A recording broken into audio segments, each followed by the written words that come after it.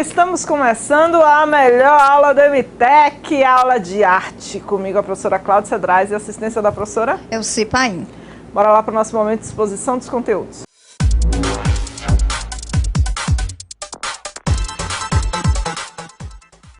Olá, olá, boa tarde. Deixa eu ver quem está aqui comigo hoje. São Roque, Espinheira, Grapiúna, boa tarde, Keila, boa tarde, obrigada, Ribeirão Cacho, Vanderlei, Guatemi, boa tarde, Campo Jurema, boa tarde, bora apresentar a equipe de artes. Na articulação pedagógica, a professora Cláudia Pessoa, os professores Cláudia Cedrais, Elci Paim, Jussi Lobo, Paula Brito e Estael Machado. Primeira série vespertino, no vídeo, Cláudia Cedrais, que vos fala, e a nossa assistente, professora Elci Paim. Mensagem da aula de hoje, essa mensagem foi especial. Hoje não tem aula prática não, hoje é aula teórica. Semana que vem a gente já tem uma aula prática, tá bom? Mensagem: para ter sucesso é preciso primeiro acreditar que podemos. Bota aí na minha imagem para a gente conversar sobre essa mensagem. Então, primeiro, antes de tudo, bora acreditar que nós podemos. Bora acreditar que a gente pode fazer tudo. A gente pode desenhar, pode dançar, pode cozinhar, pode escrever, pode trabalhar no banco, trabalhar no hospital, fazer o que a gente quiser. Mas primeiro a gente precisa internalizar que a gente pode. Depois a gente traça as metas para alcançar o que a gente quer, o que a gente deseja, o que a gente sonha. Tá bom? Então primeiro botem na cabeça de vocês: eu posso, eu vou conseguir, eu vou fazer, eu quero isso, eu quero, eu posso, eu sou capaz. E aí a gente vai correr atrás, né? Traçar as metas para concretizar o que a gente está sonhando. Tema da aula de hoje: hibridismo nas artes visuais, aula 6. O objetivo da aula é entender o conceito de hibridismo nas artes visuais, entender os conceitos de performance, instalação, land art e videomapping, conhecer e apreciar criticamente obras e produções visuais de artistas locais, regionais e nacionais nas modalidades de performance, instalação, land art e videomapping. Luan, bora conversar aí. Antes da gente entrar no hibridismo, a gente vai fazer nossa revisão. Na aula passada a gente fez uma aula prática com isogravura.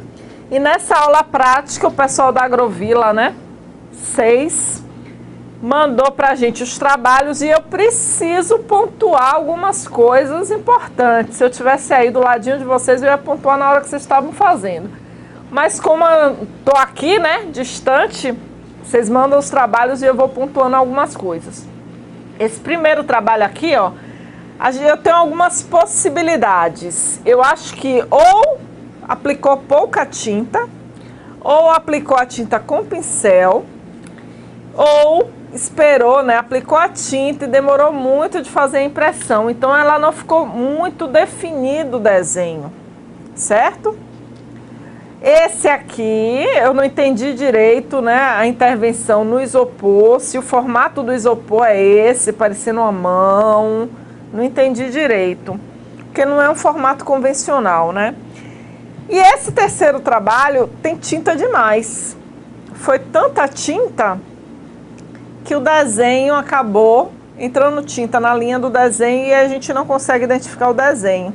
Então precisava aplicar menos tinta para a impressão ficar bacana, certo? Mas parabéns a todo mundo que participou, era um dos objetivos participar, criar. E aí esses ajustes a gente vai fazendo em outras atividades.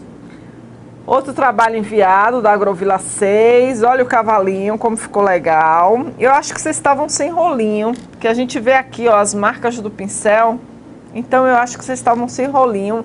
E realmente aplicar tinta para fazer a impressão de isogravura com pincel dá muito trabalho para a gente conseguir fazer uma impressão bacana, porque a tinta seca muito rápido.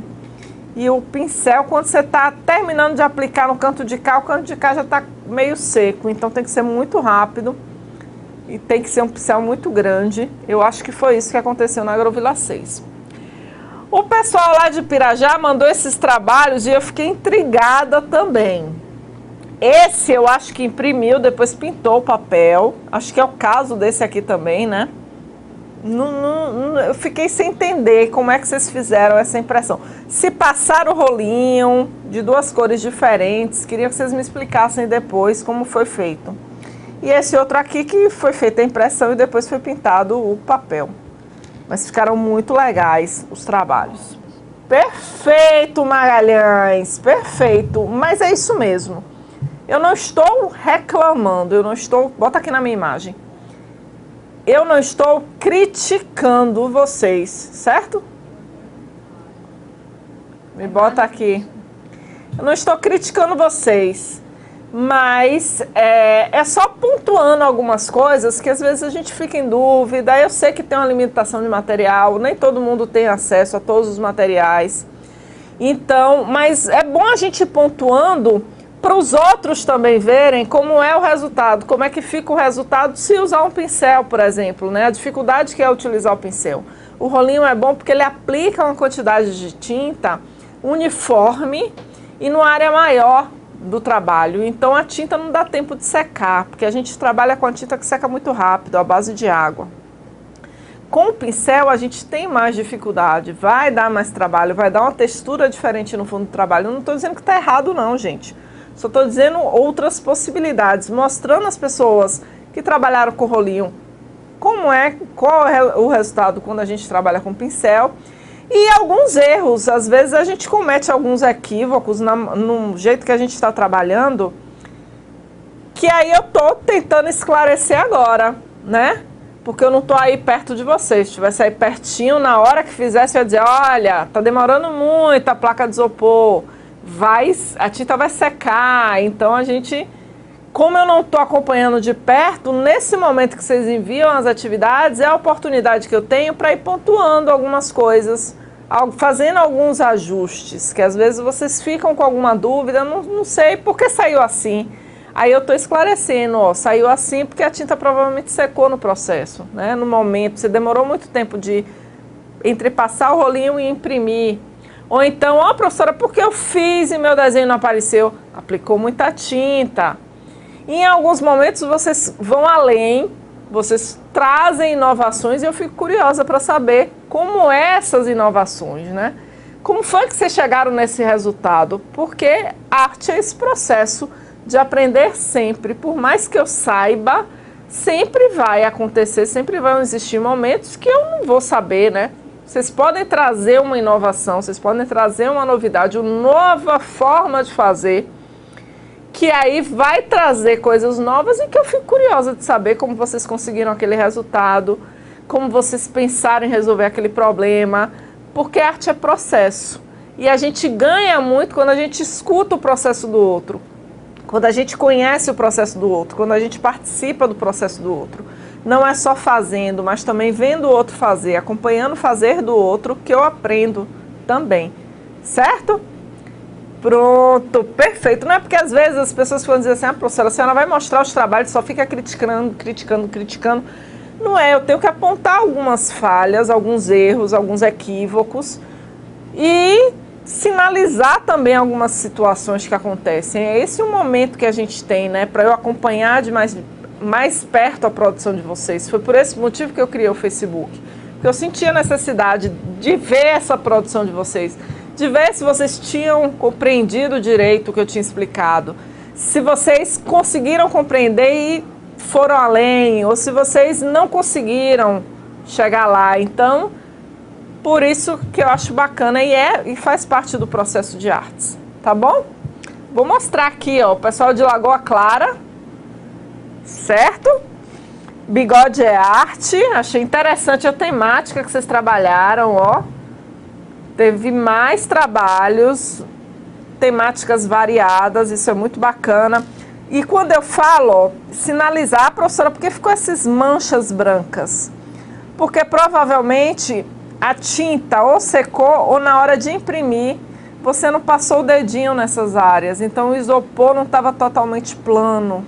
Então essas áreas ficaram brancas porque o isopor não tocou o papel. Ou se tocou o papel, não tinha tinta. Então é bom a gente sinalizar, ó, que em alguns momentos fica interessante. Em alguns momentos a gente consegue resultados interessantes, né, com essas pequenas falhas. A gente assume isso, não tem problema nenhum. Mas é interessante saber por que aconteceu. Então a gente tem aqui, ó, essas falhazinhas, é porque ou teve pouca tinta ou não apertou o isopor para poder a tinta grudar todo no papel. Às vezes o isopor tem uma leve empenada, um lado levemente maior do que o outro. E aí você acha que está tudo tocando papel, mas não tá. A gente precisa fazer uma pressão para imprimir, certo? Ficaram lindos, não foi? Tem mais, tem mais. Olha o que eu falei, a gente escreve o nome correto e ele aparece ao contrário. Espelhamento. Rosimária, ficou faltando tinta, né? Eu senti falta de tinta, não sei se a tinta era pouca e ela queria fazer o azul. Não sei o que foi que aconteceu, mas a gente sente que falta tinta. Precisava de mais tinta no isopor para ficar mais claro o desenho. Mas ficou um resultado interessante. E o pessoal não sei, de Vesperina, a Marineide mandou os trabalhos da Elismara, Marcelo, Ilan, Luan, Miriam e Iago. Olha aí os trabalhos. Outra coisa, ó, que eu gosto, é sempre bacana vocês mandarem por isso, ó. O Ilan, eu tenho a impressão, Ilan, que teu trabalho está de cabeça para baixo. Eu acho que era ao contrário. Mas a gente sempre se orienta pela assinatura do artista. Então, se seu trabalho era ao contrário, tinha que ter assinado aqui, ó, no outro cantinho, certo? Porque alguns trabalhos de arte a gente sabe se está de cabeça para baixo, se está torto, se não está, pela assinatura do artista. É a assinatura que dá o eixo para a gente saber qual é o sentido. Então eu coloquei aqui porque a assinatura está aqui embaixo, mas eu tenho a impressão que o teu trabalho está de cabeça para baixo. Eu tenho essa sensação. A Miriam botou tinta demais, ó, e a linha acabou ficando mais escura. Geralmente ia ficar tudo da mesma cor. Mas como tá mais fundo, a tinta devia estar mais líquida, talvez, não sei, então ficou mais escuro o lugar do desenho, que era para ter ficado branco. E a gente tem aqui o trabalho do Iago, que parece também que está de cabeça para baixo, né? Não sei se é propositão ou não, mas o gatinho aqui está de cabeça para baixo. Eu acho, pode ser que não. Pode ser impressão. E o Luan? Oi?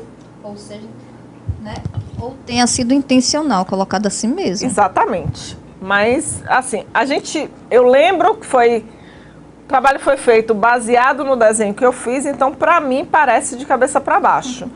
Mas pode ser que não. Mas só estou sinalizando que a gente assina no sentido que a gente quer que as pessoas olhem o trabalho da gente.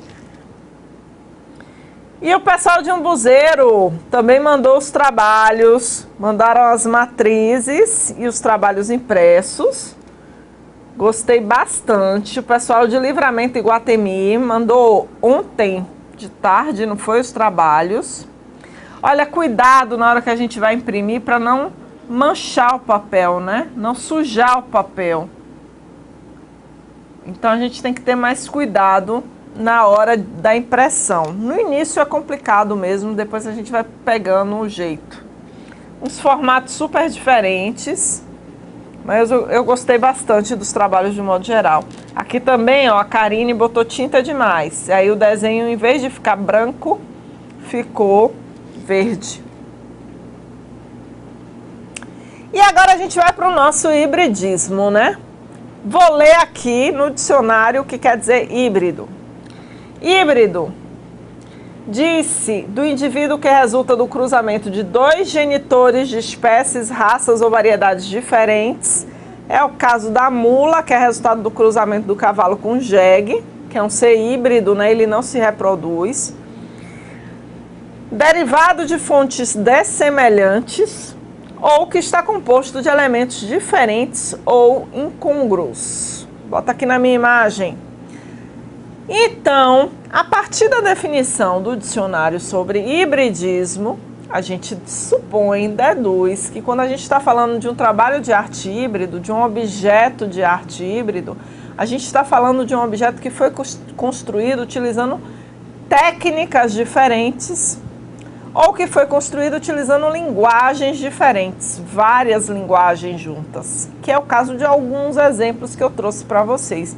Não existem só essas formas de arte híbrida. Eu selecionei 4 para a gente conversar, para vocês entenderem como é que funcionam as artes híbridas, certo? Então, a gente chama de híbrida aquelas artes que misturam técnicas diferentes ou que utilizam linguagens diferentes juntas. Ah, professora, como é isso? Por exemplo, uma colagem. Uma colagem, quando eu pego partes diferentes e junto e acrescento essa colagem, além de fazer a colagem, que é uma técnica, eu ainda desenho alguma coisa no papel, eu ainda complemento alguma coisa com lápis de cor ou com tinta. Então, quando eu misturo colagem com tinta, eu estou fazendo uma arte híbrida. Quando eu misturo desenho também, né? Com objetos também, né? A tela, você pode também colar objetos na tela. Exatamente, exatamente. Aí colar objetos, aí fica também uma arte. Você vai ter o tridimensional com bidimensional. Aí alguns artistas enveredaram por esse caminho também, utilizar essas duas técnicas. Exatamente, perfeito. Então, algumas vezes, o artista vai utilizando técnicas diferentes, né? Combinando escultura com pintura, artes visuais, desenho com música. O vídeo, por exemplo, é um exemplo interessante, porque ele combina a música, ele combina o cinema, que são as imagens em movimento, e ele combina as artes visuais, as imagens, e às vezes a dança. Outras vezes a gente tem um pouco de teatro também nos videoclipes, que a gente adora ver, né, das músicas dos artistas que a gente gosta. Então, a combinação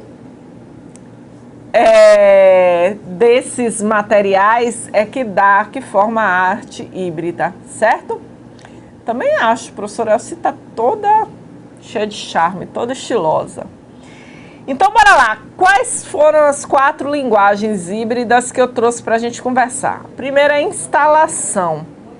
Aí a instalação é um trabalho artístico onde o artista constrói um ambiente ou cena com materiais bem variados e o observador é obrigado a percorrer para conseguir apreendê-la. Ou seja, o artista chega em um espaço e ele vai transformar esse espaço. Esse espaço pode ser uma escola, pode ser uma sala de aula, pode ser uma igreja, pode ser um museu, pode ser uma praça. Ele vai chegar e vai transformar aquele espaço. E para a gente compreender essa obra, não é só a gente olhar, parar e ficar olhando, não. Muitas vezes nas instalações a gente tem que percorrer esse espaço. Às vezes tem que tirar o sapato, às vezes tem música, às vezes tem sons diversos, não só música, mas outros sons. Às vezes é muito frio ou é muito quente. Então, você tem que percorrer o espaço para poder compreender esse espaço. Não é uma percepção só visual, é uma percepção corporal. Quando você entra em uma instalação. Professor, e fica lá para sempre? Não. Geralmente a instalação, o artista cria aquela instalação, acabou a exposição, ele desmonta aquilo e ela desaparece. Ela só fica registrada através das fotos e dos vídeos. Mas o artista pode representar, refazer aquela instalação em outros espaços. Algumas vezes ele precisa fazer algumas adaptações nesses espaços, tá bom? Eu vou mostrar para vocês uma instalação do Cildo Meirelles,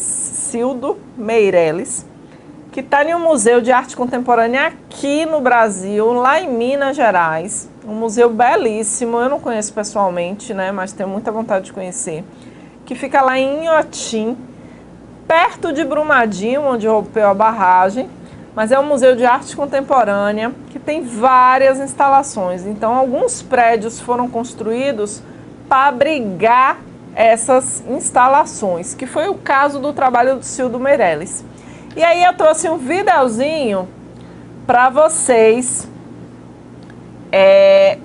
percorrerem de forma indireta essa instalação, para vocês entenderem um pouquinho como é que funciona a instalação.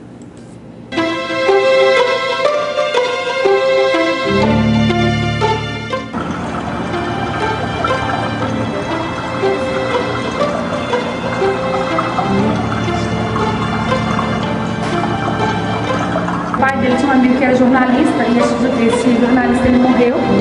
E no apartamento deles, os próprios amigos escreveram com sangue nas paredes.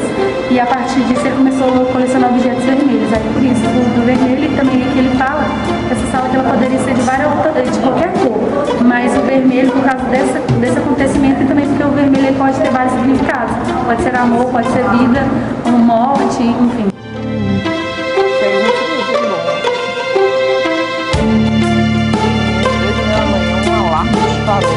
Foi o caixa eletrônico do shopping ou se foi do Hiper Ideal. Aquele barulho chato, repetitivo. Eu pensei que era o meu carro. Ainda pensei em descer, mas depois consegui mexer no controle lá de casa. Mas com aquele barulhinho chato. Diz que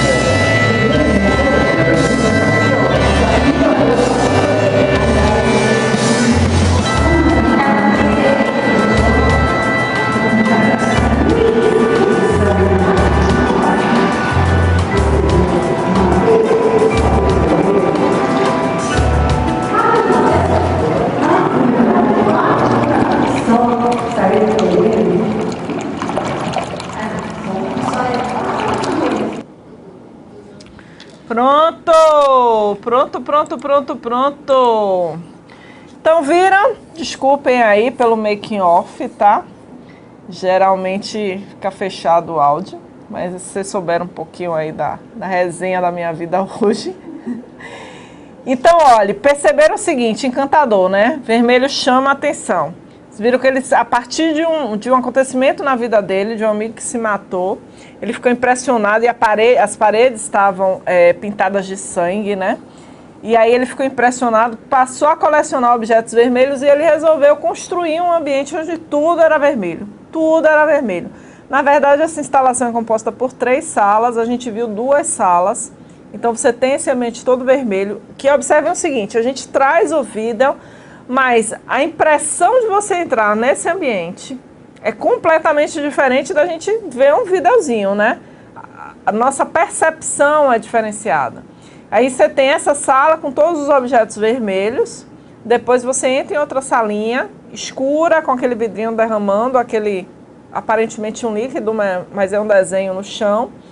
Aí você segue por uma câmera completamente escura e aí de repente você dá de cara com uma pia branca suja de sangue, aparentemente sangue, e jorrando em vez de água, sangue naquela pia. Então o impacto da obra é muito grande, certo? E aí alguém perguntou assim, professora, isso é natureza morta? A gente precisa lembrar o seguinte, os gêneros de imagens são aplicados apenas a imagens fixas, certo? Então, é natureza morta se tivesse uma imagem fixa de uma estante vermelha com objetos vermelhos. Aí, no caso, é uma instalação. Não tem gênero, certo? É um ambiente que foi modificado, que foi alterado pelo artista. Um outro exemplo de instalação que eu trouxe para vocês é de um artista baiano chamado Marepe, se chama Bica. E ele faz uma relação, ele constrói uma bica, aquela bica de recolher água que tem no telhado. Geralmente a gente põe no telhado para recolher água da chuva, que em algumas regiões do Brasil é uma importante fonte de água, né? Porque falta muita água. Então, quando chove, você coloca lá a bica no telhado para poder recolher o máximo de água de chuva para você enfrentar os períodos de estiagem. Então, o Marepe, ele resgata esse elemento banal da vida da gente, que é a bica, só que ele reconstrói essa bica, ele constrói uma bica com uma formatação completamente diferente. E aí faz a gente questionar, né, a função, a utilidade, a importância. Então, isso tudo é criado, é colocado em um espaço e faz a gente precisa percorrer esse espaço, andar por esse espaço, né? E compreender, entender, estabelecer uma relação com esse tipo de obra de arte, que são as instalações. Performance combina os elementos do teatro, das artes visuais e da música. Não há participação do público na performance. Então, na performance, o que é que acontece? Bota aqui na minha imagem. Na performance, o artista ele não vai modificar o ambiente. Na performance, o artista vai fazer uma performance, né? Ele vai fazer alguns gestos, fazer algumas coisas em um lugar específico, em um horário específico, com uma duração específica, em um espaço específico. E as pessoas vão ver, mas as pessoas não podem interagir. Certo? Não existe a participação direta do público. Porque a gente tem nas artes visuais, a gente tem a performance e a gente tem o happening. O happening, existe a participação do público. O artista programa uma ação e espera que o público participe. Na performance, não. Ele prepara uma atuação e existe uma participação do público, mas é uma participação programada, pensada. Não é espontânea. Certo? E aí eu trouxe para vocês, tanto a instalação como a performance não são recentes. Eu trouxe o trabalho da Marina Abramovic, que ela é considerada a avó das performances. E ela fez esse trabalho que ela ficou durante 2 meses no museu.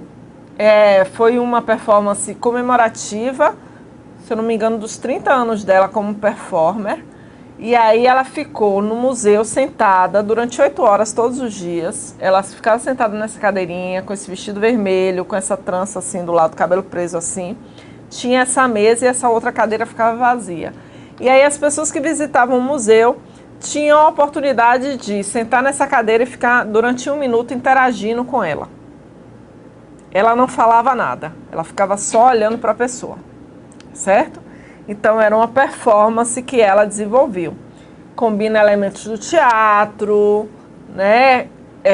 E o corpo do artista trabalha na performance.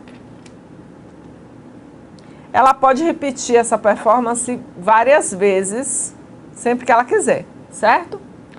E aí a gente grandes dimensões, imensas, onde o artista faz intervenções na natureza.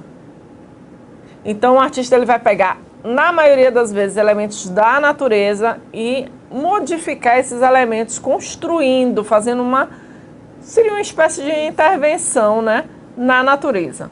Não pode ser exposto em museus ou galerias, porque ele é feito na natureza. Professor, e como é que eu registro isso? Como é que eu sei que isso aconteceu? Ou você tem a sorte de estar passando na hora no local, né, e vivenciar esse trabalho, ou o único registro que a gente vai ter desses trabalhos é através de fotografias. Então, o artista chega em uma praia, por exemplo, começa a coletar pedras de tamanhos e formatos diferentes e, de repente, ele organiza essas pedras e constrói esse objeto artístico. Não usa cola, não usa prego, ele vai organizando esses elementos de forma que a natureza depois possa desmontar sem interferências diretas na natureza, né? Sem prejudicar a natureza, na verdade. Então, aí a gente tem o trabalho do James Brunt. Ele pegou as pedrinhas, ó, e foi colocando uma sobre a outra. Não tem cola aqui, gente, não tem argamassa, não tem super bonder, não tem nada. É um trabalho de paciência. Outro trabalho do James, ele fez com folhas e gravetos. Então, ele coletou algumas folhas, limpou a área e aí depois organizou as folhas formando essa mandala, certo? O vento deve ser um grande inimigo, provavelmente. Provavelmente lá não deve ventar tanto quanto aqui. Pode ser uma opção também, né? Uma perspectiva. E aí depois ele organiza tudo isso, depois ele fotografa, que é a forma dele divulgar o trabalho dele e que as pessoas conheçam o trabalho dele. Certo? Geralmente o artista que faz land art, ele só usa produtos da natureza ou que não agridam a natureza. No caso da Ellie Davis, às vezes ela usa elementos que não são da natureza, mas depois que ela fotografa, depois que ela faz a instalação, a intervenção, né, ela tem o cuidado de recolher tudo que ela levou de estranho para o local. De varrer, inclusive, o local para retirar tudo que ela colocou no momento da intervenção. Então aqui a gente tem esse trabalho, ela constrói esses caminhos no meio da floresta. Série, venha comigo. Aqui nesse caso a gente tem umas folhas com a coloração diferente, né? Folhas mais claras que ela organizou, coletou, organizou e construiu esse caminho. Só lembrando, né, que land art não é da natureza, são com elementos da natureza. Quem constrói é o homem. Exatamente. Não é o que a natureza faz espontaneamente, é o homem que chega na natureza e faz uma intervenção. E olha outro trabalho que a Ellie fez. Nesse caso aqui é carvão triturado e ela fez esse caminho, né?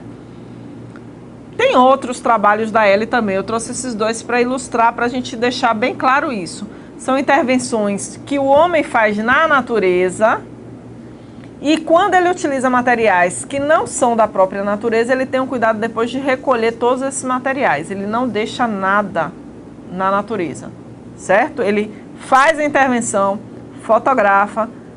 Se for elementos da natureza, ele deixa lá, para a própria natureza bagunçar, destruir. Se não for, ele recolhe tudo e deixa a natureza do jeito como ele encontrou, certo? E o videomapping. O videomapping são projeções de conteúdos audiovisuais realizadas em qualquer tipo de superfície. Bota aqui na minha imagem como é que funciona o videomapping. Videomapping, os artistas escolhem um local, pode ser um prédio, que eu conheço, são intervenções feitas em edifícios públicos. Ele vai medir aquele edifício todo, fotografa aquele edifício todo, depois ele pega todos esses dados, insere no computador e ele cria uma projeção para interagir com a arquitetura daquele local. E aí essas projeções têm, além do vídeo, né, do movimento, tem as cores, tem sons, às vezes é uma música, às vezes é uma pessoa falando alguma coisa. E aí aqui em Salvador já aconteceram 2 eventos de videomapping, um em março de 2017 e o outro em dezembro de 2018, que foi quando eu tive contato com o videomapping. Eu não conhecia, não sabia que existia esse tipo de coisa. Pra vocês verem que o artista está sempre atualizando, está sempre criando coisas novas.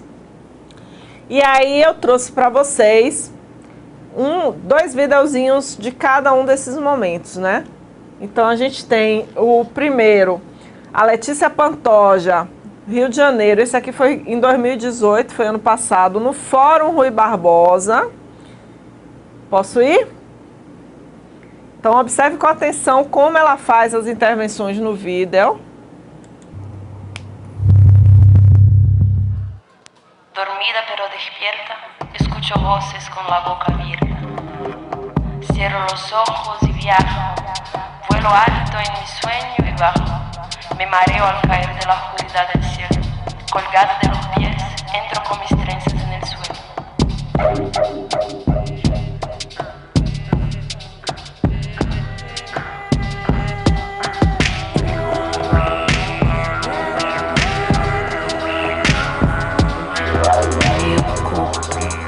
Mutante, nômade, mágico, cria, vive, explora, transa, transita, trilha, transborda. Meu corpo, físico, líquido, cósmico, humano, mundano, quase sempre instinto, abre seus poros, chakras e canais. Minha presença, minha imagem, meu cheiro, meu canto, minha natureza, minha lógica torta, meus arquivos secretos, meu HD interno de pastas compartilhadas. Renova conteúdos, recebe novidades, percebe a sutileza das sensações.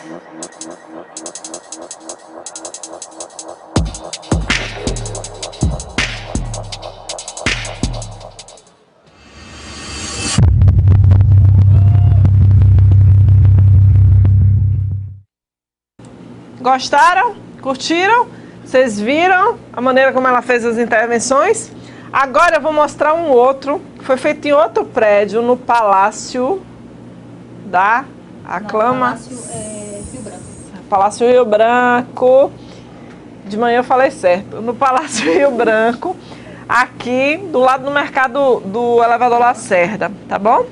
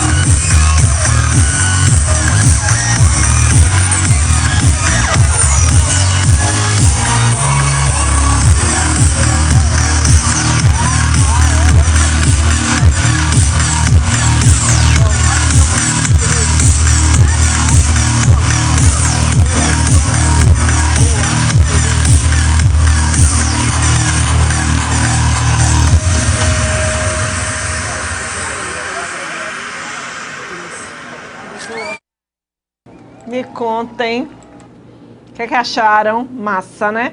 Imagine você em uma praça. Geralmente eles apagam todas as luzes, fica só as luzes da projeção no prédio. E aí é muito impressionante. São várias projeções diferentes, né? Algumas têm musiquinha, outras têm uma narração, algumas projetam imagens, outras desconstroem o prédio todo. Aí, ó, o pessoal lá de Grapiúna já viu lá no Rio de Janeiro. Filme Truque de Mestre deve usar esses truquezinhos, exatamente. Ione e Keila viram lá no Rio, massa, Ione. As referências da aula de hoje, tá bom? Quem quiser saber um pouco mais, quem quiser o link dos vídeos. E a gente vai para o nosso momento de produção, tem uma lista de material para vocês trazerem na próxima aula, tá bom? Aula prática, semana que vem. Então eu vou precisar de papel ofício. Figuras e palavras recortadas, podem ser objetos, podem ser pessoas, podem ser animais, podem ser paisagens. Se puderem trazer já recortadinho, já facilita o trabalho da gente. Cola branca, papel colorido, pode ser papel de presente, pode ser outro papel de scrapbook. Retalhos de tecido, estampadinhos, vocês que vêm aí, conseguem, o que vocês conseguirem. Tesoura, canetinhas coloridas, lápis de cor, tintas e pincéis. Vou colocar a lista de material no Ava e no Facebook. Quem não conseguir pegar, pega lá nesses espaços, tá bom? Que vocês estiverem em casa, vocês trazem pra gente fazer um trabalho de colagem. E aí tem os trabalhos que vocês mostraram lá, que não foi da aula prática, mas que é sempre bom a gente ver, né, o trabalho dos colegas. O pessoal de Novo Acre, o pessoal de Rio das Rãs, do GEAN, e o pessoal de Pedra Alta. Felipe, é a última vez que eu mostro seus trabalhos, tá bom, Felipe? Se você não viu hoje, não vai ver mais. E aí a gente vai para o nosso momento de interação.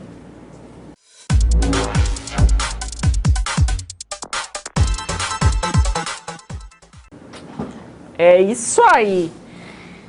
Material, próxima aula, para a gente fazer uma aula prática bem bacana. E agora a gente vai para a síntese. A professora Cipaim. Exato, aula massa hoje, né? Hoje falamos sobre criatividade, sobre inovação, sobre nova forma de arte, que são essas artes híbridas.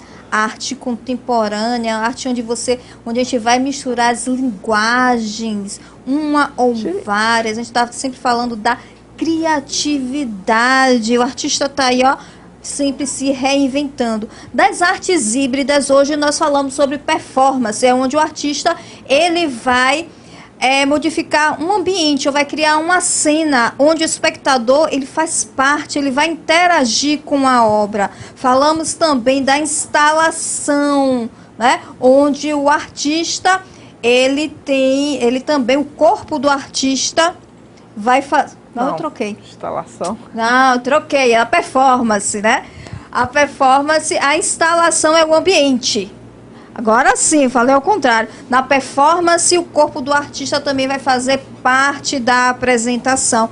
Na instalação é que o artista ele vai modificar o ambiente, onde o espectador vai fazer parte, vai estar interagindo. Falamos sobre Além de Arte, que é a arte da terra, que são obras grandiosas, onde o artista vai se utilizar dos elementos da natureza. Então ele vai pegar o que há ao seu redor da natureza, né, para poder criar. Quem estiver ali naquele momento vai poder apreciar ou vai só perceber essas produções através do registro fotográfico. Então, é uma obra efêmera, é passageira, onde o próprio tempo e a natureza, na maioria das vezes, vai desfazer aquilo que foi feito naquele momento. Como a gente viu, uma produção feita com folhas. E falamos do video mapping. O mapping, né? Que o artista vai misturar o audiovisual, vai misturar com a arquitetura, com o mapeamento, com o som. Então, audiovisual tem a imagem, tem um som e vai também interferir na arquitetura, onde também ela não é feita em ambientes fechados, mas sim em ambientes externos, geralmente em grandes construções, prédios, né? Prédios arquitetônicos antigos ou atuais. Então, foi isso aí, né, Cláudia? Isso aí, perfeito. Semana que vem, meu material, hein? Ninguém esquece, hein? Quero mostrar aqui vocês produzindo o trabalho de vocês aqui, tá bom? Beijo grande e até semana que vem. Até semana que vem.